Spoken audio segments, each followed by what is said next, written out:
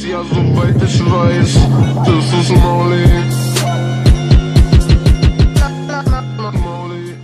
What's up, guys? It's your boy, the man, the myth, the legend, Pickdroppers, back at it again with the 2017 to 2018 Western Conference predictions for each NBA team. I'm going to be predicting what seed I think each team will be in by the end of the year. Now, I also made an Eastern Conference predictions video. It will be my last video that I just posted. I think I posted it on like Thursday or something.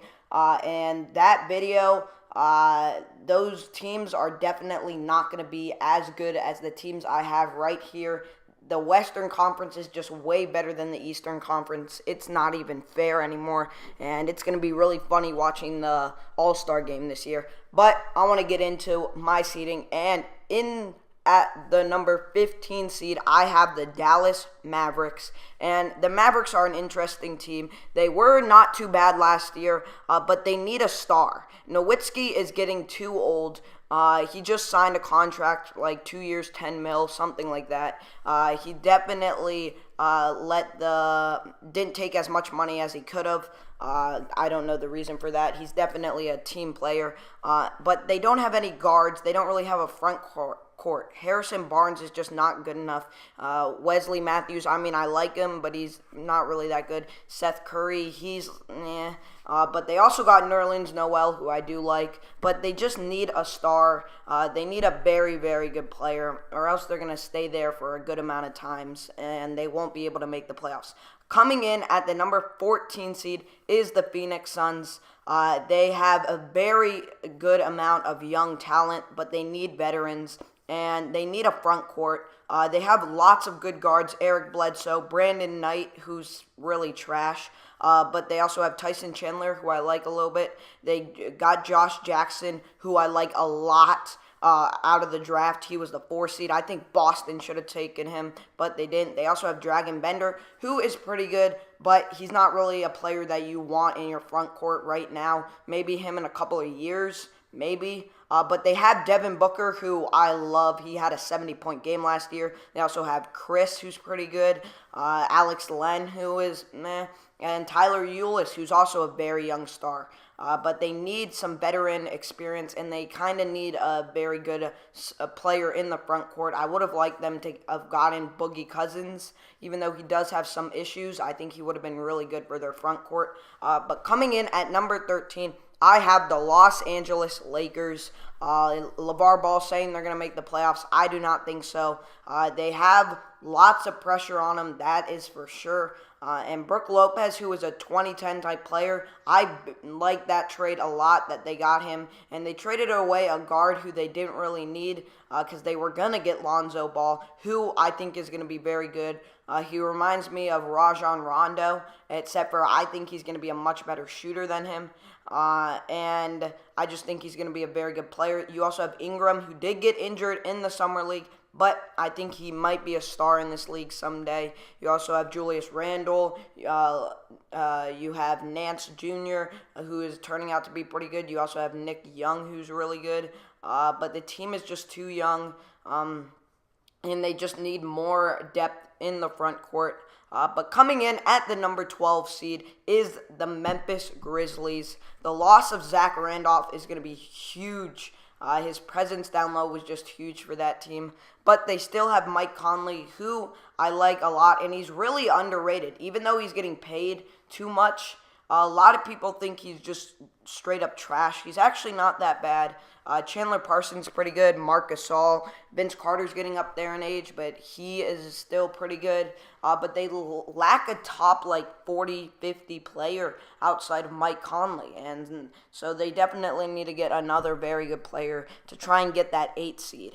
And they don't really have a bench, and they have kind of a lack of shooters on their team, especially outside of Mike Conley. They don't really have another good shooter, and they don't really have anybody to play the 2.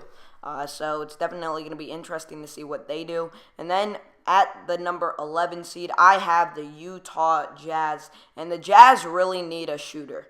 They lost Gordon Hayward, which is a huge loss, and they also need some guards and a new leader, as I said, with Gordon Hayward leaving. I do think Gobert might take up that responsibility. He is such a good player down low. He got injured last year at the very beginning of the playoffs, but I'm pretty sure he came back. But they also have Ricky Rubio, who I do like a little bit. He came over from Minnesota, I'm pretty sure, and so he's not too shabby. He might be able to play the guard, but you need multiple guards. They do have Rodney Hood, Dante Exum, who are not too shabby, Boris Diaw, Joe Johnson, Favors, Burks, who are all okay. Most of them will be coming off the bench, but they don't really have another guard outside of Ricky Rubio, and I think they will need another guard to be able to contend in the playoffs, let alone contend for a championship. And a lot of these teams that are at the end of the playoffs, I do not think will contend for a championship, except for maybe the Suns in maybe 5-6 years, and same as the Lakers. But besides that, these teams have like 10-15 years that they're going to need to rebuild or get very, very lucky through the draft. But coming in at the number 10 seed, I have the Los Angeles Clippers. I think they will be not too bad.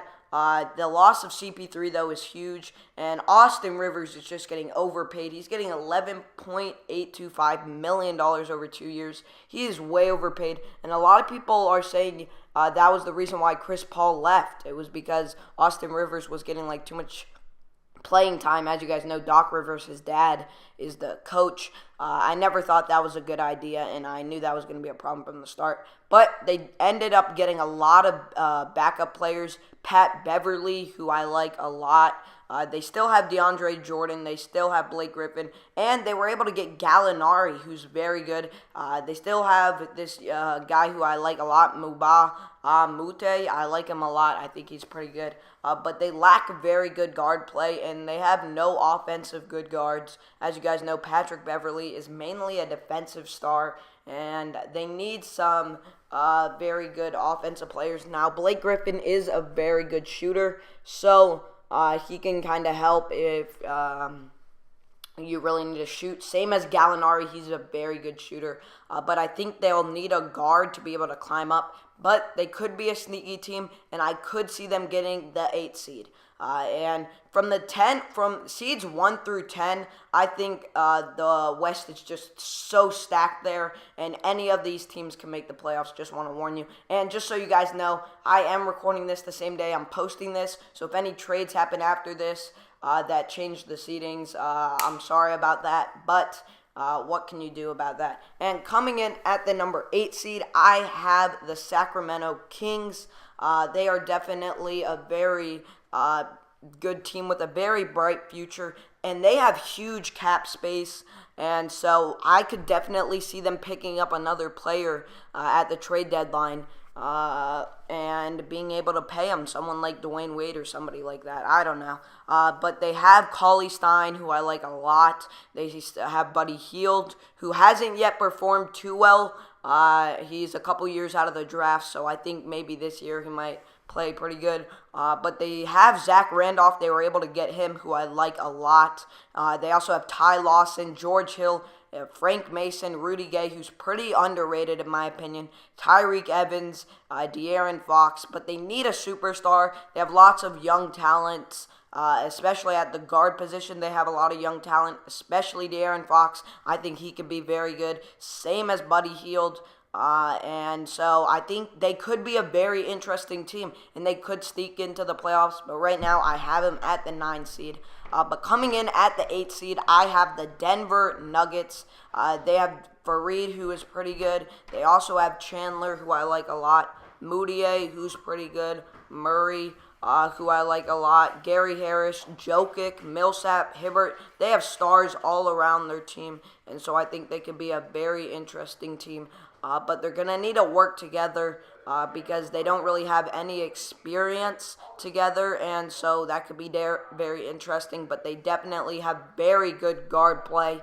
So it is going to be interesting to see what they're going to be looking like for the season. And then coming in at the number 7 seed, I do have the Minnesota Timberwolves. Now, this team was very hard for me to place because we have no clue how they're all going to play together. I do think they are a year or two away from really being a top 3 team. They have Jimmy Butler, Anthony Wiggins, who I like a lot, Jamal Crawford. They have Karl Anthony Towns, who is, in my opinion, the best center in the league.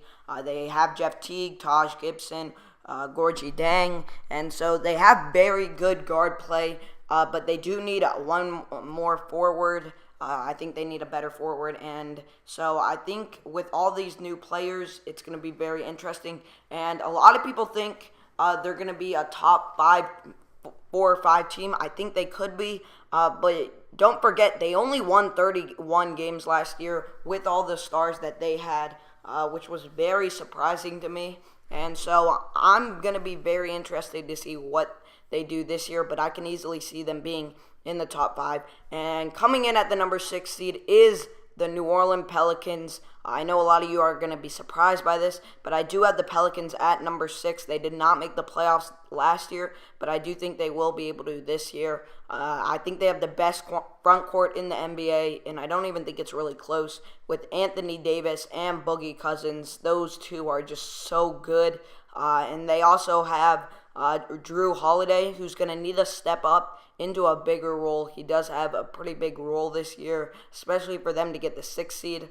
Solomon Hill, who is the small forward, needs to step up. They're going to need their small forwards to step up. And they don't really have too great of a bench, so it's definitely going to be interesting to see if that's going to really hurt them this year. And that might be the reason why Timberwolves might creep up to that 6. So I think those two teams might switch. Same as the 5 seed. And coming in at the 5 seed, I do have the Trailblazers. They do have, in my opinion, a top 3 guard play with Damian Lillard and CJ McCollum. Those are such good players. They also have Evan Turner coming off the bench, who is a very good player. I'm pretty sure he won 6th Man of the Year. Sorry if I'm wrong. But they also have Aminu, who I like a lot, same as Nurkic, who is a very good player. They are a very exciting team. They have very good guards, and they just really need a veteran player, and I don't know who that could be. Just somebody who's pretty old, who just has a couple more years left in him, but does have playoff experience, because I want to see if the Trailblazers will be able to get to the Western Conference Finals. I do think they are a couple of years away, but it's definitely going to be interesting to see what they're going to be able to do. Now, my top 4 teams, I think any of these 4 teams could easily be the 1 seed in the East. That's how much better I think the West is compared to the East. And coming in at my number 4 seed, I have the Oklahoma City Thunder. They have 2 of the best guards in the NBA. Or not they're the 2 best, but of all the teams, I think they're 1-2. Is the best. They have Russell Westbrook and Paul George. Both of them are just crazy good. Definitely going to be interesting to see how they work together. They also have Adams, Patrick Patterson, who's very good, who came over from Toronto. They also have Cantor, Andre Robertson.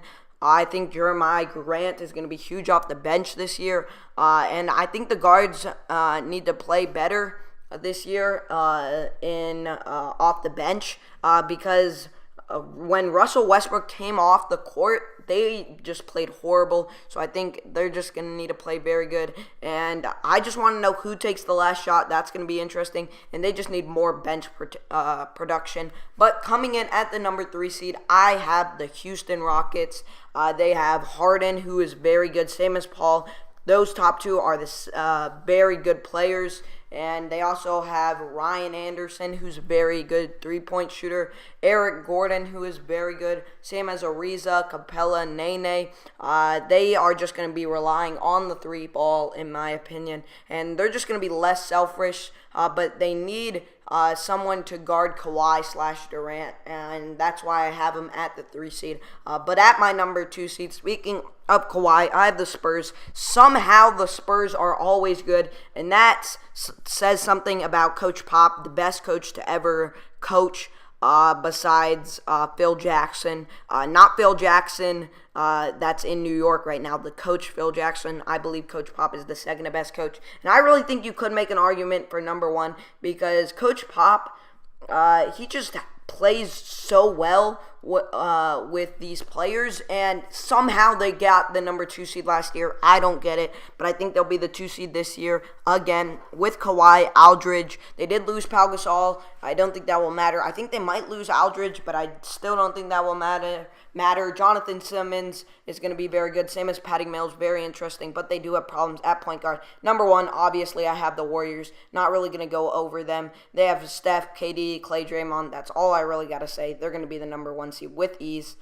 They just have a super team there. Thank you guys for watching this video. Please like if you enjoyed, subscribe if you're new, and write a comment down below on what you would like to see next. It's your boy Pickdroppers, and I'm out. Peace!